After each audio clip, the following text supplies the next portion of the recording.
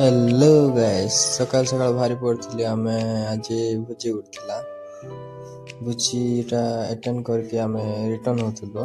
बाटरे आम देखी गुड़ बनाऊँ बोलिकिना पाक जाके आम देखिलु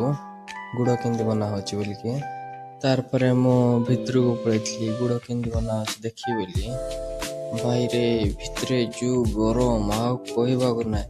तार आहरी से आखु ये जाक पकईकिना पूरा निआ हो जलाउछन्ते